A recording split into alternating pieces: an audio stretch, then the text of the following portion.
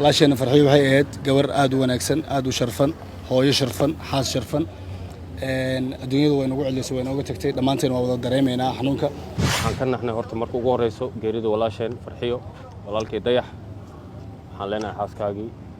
naxariista janna Allah siiyo waxaan isugu nimaanay inaan u tacsiyeyno walaalkeen dayax waxaa geeriyootay walaasheen farxiyo adduunkan waxa waaye wax yar la joogayaa waxaan leenahay gabadhaas intii wax ka tabanaysa inay iska cafiyaan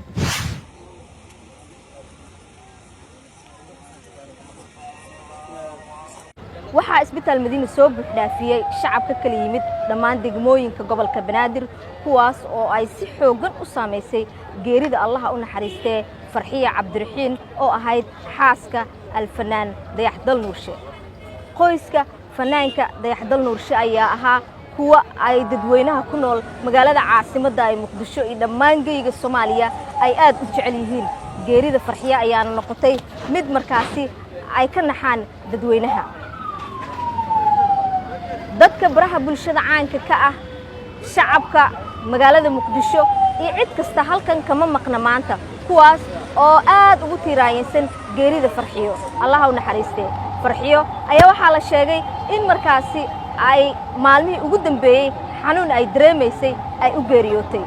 waxa la sheegay meedkeeda in la aasi doono maalinta biri ah ayadoona aan la ogeyn meediyaha ama warbaahinta aysan ogeyn sababta ka dambaysa in meedkeeda loo dhigo maalinta biriya oo ah maalin khamiis ah qaar kamid ah dadka baraha bulshada caanka ka ah oo la hadlay warbaahinta ayaa waxa ay sheegeen inay ahayd Farxiyo qof aad u wanaagsan isla markaana bulshada ay jecel yihiin geeriyootay Farxiyo walaasheen farxiyo waxay ahayd gabar aad u wanaagsan aad u sharfan hooyo sharfan xaas sharfan adduunyadu way nagu celisay way nooga tagtay dhammaanteen waa wada dareemaynaa xanuunka ilaahay subxaanahu wa ta'aala marti la jecel yahay Allah ka dhigo ilaahay jannada Allah ugu bishaareeyo qabrigeedan Allah u waasiciyo dhammaan bulshada Soomaaliyeed waxaan leeyahay walaashiin u soo duceeyo waxaanu duco ahayn idinkaga ma baahno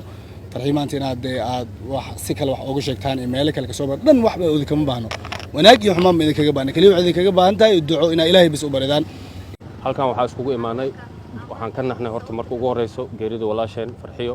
walaalkay dayax waxaan leenahay xaaskaagii naxariista janna Allah siiyo xanuun adduunyo way martay tan aakhirina Ilaahay u fududeeyo anaga dhan wayna wada sugay qof walba uu ka baxaa adduunkan waqti walba waxa waa qof walba maalintiisa iyo daqiiqadiisa waxba loogu dari maayo iga hore aan ka dambeeyay adduunkan marka waxaan leenahay alo duceeyo maskiinta intay wax ka tirsanaysana ha iska cafiyaan adduunkan waxa waaye caloosh wax la iskugu hayo wax faa'iido soo kordhimayso cafisi musaamaha la iswada dhaho intii la nool yahay hal iswada cafiyo hal isku duceeyo adduunkan nabad iyo barwaaqo lagu wada joogo ayadana waxaan leenahay naxariista janna Allah siiyo adduunkan waxa waaye wax yar la joogayaa waxaan leenahay gabadhaas intii wax ka tabanaysa inay iska cafiyaan mar walba hadii muslim leeyahay waxa fiican intii la nool yahay in la is cafiyo hadii wax la isku qabo laakiin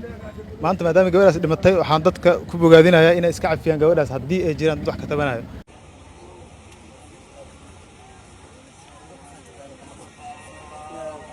صفية عثمان عبد الله دلسن تي في مقدشو